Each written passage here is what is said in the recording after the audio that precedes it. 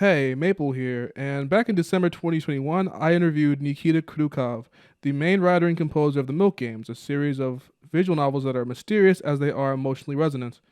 And this was in preparation for a video I'd planned to make analyzing the, at the time, newly released Milk Outside a Bag of Milk.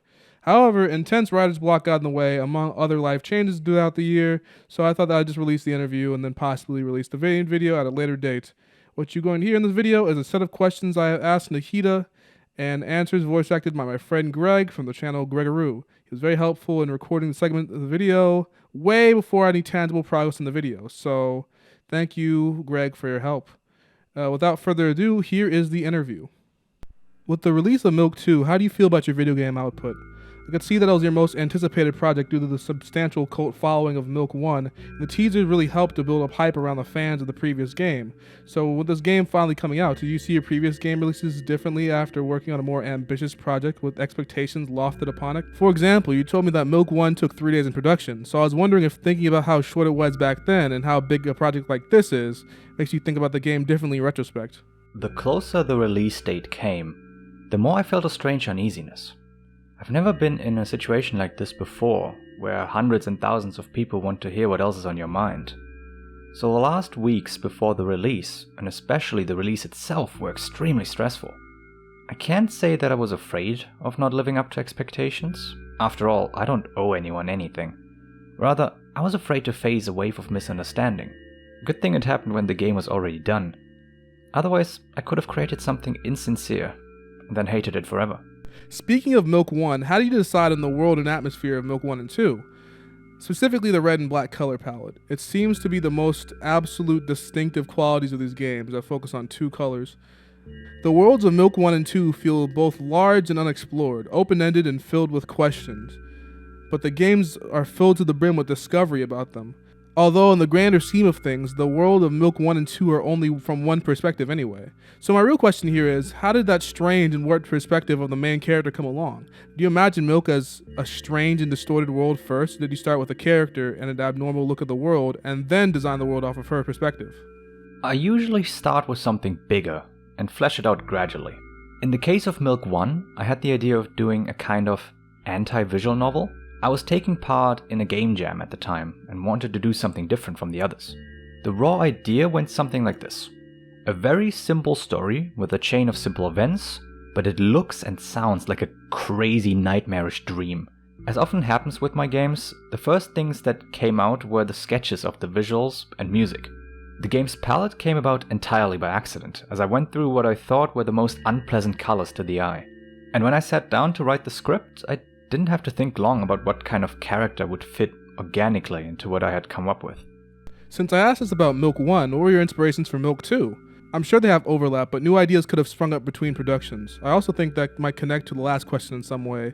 I want to know specifically about the literary influences, since it's a visual novel. Personally, I'm a reader and a writer, and this game makes me curious of more art of its ilk.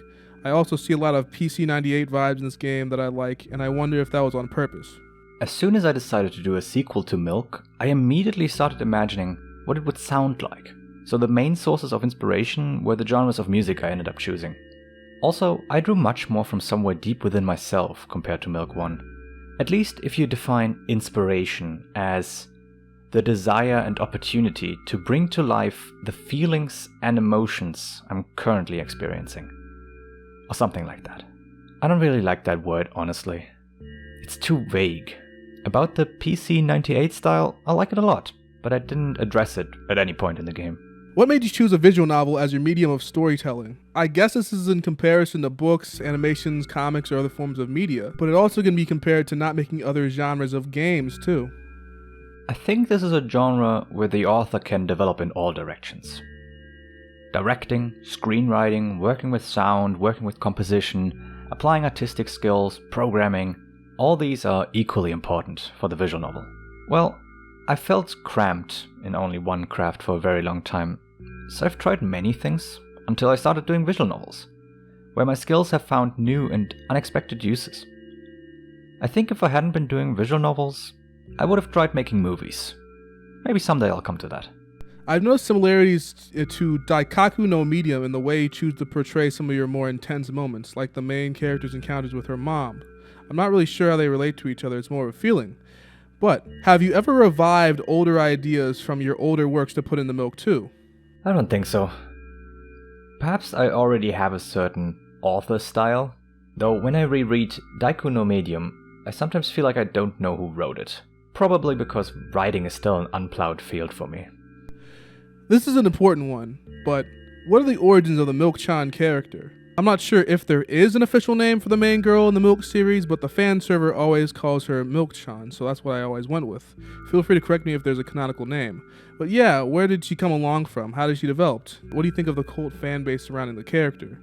I noticed she was more of a vague person visually and only had a frame or two of visuals in Milk 1, but she developed into a girl that we see constantly throughout Milk 2. It was interesting seeing that happen before my eyes in the server, from being in Milk 1 and having this idea of my brain of what she looked like, to being well acquainted with the character design even before the second game's release. I don't think there's a short answer to that. At the same time, I'm not sure I'm even capable of explaining who Milk-chan is. I'm fine with that name, by the way. You could say that Milk-chan is me. But that doesn't come close to revealing anything, because I'm not sure who I am in the first place. You could say that Milk-chan is a collective image of people suffering from mental disorders. But I'm not a doctor, and don't know much about them. You can speculate endlessly, but the truth is somewhere between the lines. Sometimes I think she's a more complex and thoughtful character than I am, because she finds an explanation to everything so easily. Maybe she's just a friend everyone secretly wanted, but never had. Also, I don't think there's any kind of cult fan base, at least at this point. However, I don't know what will happen next. I don't know what I should prepare for. Attached to this question, and a bit of a half joke, but are you interested in merchandising when it comes to this game series? I only ask this because of the amount of people who love the character with the depth of their soul. Also, I want a piece of the game to hold on to forever, so I had to ask, please make a plushie. Yes, I have a ton of ideas for merch, but I'm still thinking about it. It's a tricky question, really. Would it be selfish to think that since the game is so personal, merch in any form would ruin that feeling? Or would it only enhance it? Anyway, I think you can see what kind of developer you have to deal with. I just need to understand the nature of people's relationship with my game a little bit more, okay? By the way, a plushie sounds great. I'd like one for myself. This one interested me. Apparently the English version of this game is a translation. So just a quick question related to the game. Why did you hand off the English translation? Was it mainly a workload thing, or was it confidence in your English, or another reason? I always thought you did the English yourself because you speak pretty well, but I was just wondering about that. This one's just my own plain curiosity. Sorry if it comes off as prodding. Yes, I may be able to write in English, but when it comes to translating fiction, I am a total zero. It requires a completely different set of skills and a great deal of reading and translation experience. I don't have that. But my friend Aesthetic Dialectic does. He translated all my games except Milk 1. Milk 2 was made with bigger ambitions, therefore a team had to be made for it. So, how did it feel to be working on a team for this project rather than it being a solo project? This one is especially interesting to me because the art direction from the first game transferred to the second rather successfully, so I was wondering how the directing with the team went and how they tried to recapture the magic of the first game. How do you choose the artist for the game Ghost Funeral? I also just want to know how it felt to have a full anime scene bookending the game. I'm sure having that experience of having your game have a whole anime scene in it made it feel something strong. Hell, I know it would have made me feel something. With my other games, I worked both completely in solo mode and buying assets for the game without involving the person deeply enough in the development. This time I decided to involve an artist, Ghost Funeral, and a second writer, Mahu Maiden, in the development so that we could be considered a team. The whole process was no different from what I was used to, except that now I had people with very similar views and tastes as assistants. Ghost Funeral participated in the same jam I made Milk 1 for. I liked her visual novel and I noted her as an interesting and talented author. When Milk 2 was in its early stages of development, I participated in the jam again, this time with Megalith. Ghost Funeral was also a member, and when she showed her work, I knew immediately that her style would complement Milk 2 perfectly, and contacted her immediately. By the way, the non-pixel animated cutscenes were made by Elena Chrome and Clematista, people I've known for a while now and who I've worked with on some other projects. I would have more specific questions about moments in the game, but I'm of the belief that a piece of media as abstract as this shouldn't be poked and prodded at. It's a personal thing. But I did want to ask, what do you think of people aiming to dissect the game? I don't expect you to have some Lynchian answer or something, but I wanted to ask considering it's definitely the type of game to be dissected and theorized upon. In a way, it's also asking if you're prepared for that kind of dissection, but that's for your own mind, I guess. Ever since Daiko no Medium, I've been writing with the sort of expectation that after finishing the game, you'll need to replay it to fully understand. Later on, I tried other ways to enrich the narrative, such as scattering hints and small details around the scenario. I never had the goal of making it hard just to make it hard, even if it may seem that way. As for Milk 2, I have nothing against theories. I'm happy when people show interest in my game. And one of my specific questions regarding the game, how do you consider writing the way you write time in the game? It's an odd question considering all the other parts of the game will take priority in someone's mind, but it struck me in the way Milk 2 progresses in a strange non-linear fashion. Events did that too, like death and dreams, they all melt together into this giant soup of existence. It's absolutely nonsensical, and that's what I love about it. I feel like the answer should be nonsensical as well. Perhaps because literature and visual novels in particular use past tense narration, but Milk 2 does not. Maybe because it takes as much time to read some scenes as it would take to live them in reality? Honestly, I really don't know. A very good question nonetheless.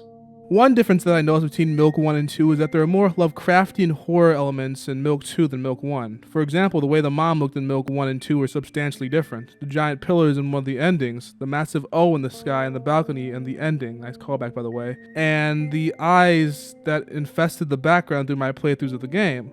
My question here is, why did you add more Lovecraftian elements into Milk 2? This one could be rather simple, but I'm curious.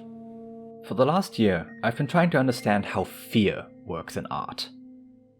From time to time, I have come to some rather strange conclusions, which I will not voice because they are completely absurd. Perhaps the elements you're talking about are my attempts to make sense of it. Lovecraft, after all, seemed to be doing more or less the same thing. Now, some questions in the meta sense. Firstly, how do I pronounce your name? You see, I'm making a video based on the Milk series, and I don't want to look like an asshole pronouncing your name incorrectly for someone else to see, you know? Something like Nikita, I guess. How far do you think someone should cover in this game to entice more players? I don't think marketing is your wheelhouse or anything, but I do want to make this video to share my love of the game, to entice more people to buy it, therefore increasing your opportunities to make more art like this. So I don't want to go and spoil everything, because for a visual novel that would be bad. But then again, how do I get more people interested? I don't know, I just wanted your opinion on this since you put all this work into this game. I didn't do any PR campaigns on purpose and didn't invest in advertising. So everything the game accomplished was due to people who were truly touched by my game. I don't think I want to change anything in that sense. Why did you choose for these games to have a small scale? Obviously, in terms of visual novel, this helps to have a small scale for production, but I meant more story-wise. But I guess it relates to the character of Milk-chan anyway, considering she's very isolated, but it could have gone the direction of more like Milk 1, so I wanted to know your creative choice here, I guess. Yes, most of my games were made for contests where the rules had strict time limits, and the short story format was the only reasonable option. As for Milk 2, I did exactly as much as I thought was necessary. I may not be able to fully comprehend my decisions, but I know exactly how it should be, and that's it. Maybe someday I will be able to analyze every step of my work, but at the moment very much is done intuitively. How do you feel about making something that resonates with so many people so deeply? I've seen the Steam reviews. Hell, I'm asking you these questions because I couldn't get Milk 1 out of my mind for months. People love these games, these stories. They love your character study. People see themselves in that character. Through all of her struggles and pyramidal dialogue structures. Honestly, I think that the visual novel characters are some of the most relatable and interesting in all of art to me, even more than books, strangely enough. They feel tangible, 3D almost. That's what makes this game so incredible to me. You don't have a secret, you just write, right? But it's magical how it happened, these Milk games, the people who discovered it, the love they have for everything related to it. It's beautiful to see a game that tackles mental health in such a unique way be so well received. I hope you think that too. It is both very easy and very difficult. Many people sometimes want to express and make sense of all that they have accumulated. Some choose to create art, while others choose to consume it. You have to try very hard to make a strong connection between one and the other. Or maybe you don't have to try at all. I think people miss honesty and frankness these days. They look for it everywhere, and their search leads to all kinds of places. And someone found my game this way. How did you decide on the genres and soundscapes to use for Milk 1 and 2? The ambience they have are strange and backwards, especially because of the music you made, and a hell of a lot was made too. It would be a crime if I didn't ask a question about the music you put all that work into. I'm honestly sorry I didn't do it earlier. The music in Milk 1 was designed to be uncomfortable. Well, the music for Milk 2 is something much more than that.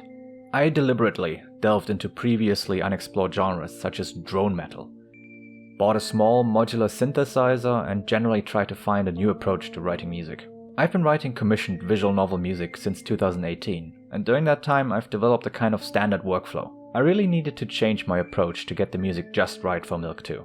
I also brought in some composers I knew to diversify some parts of the game, the radio recordings for example. And finally, any future plans? I'm really hoping that Milk 2 takes off and becomes a cult classic to the level of Valhalla.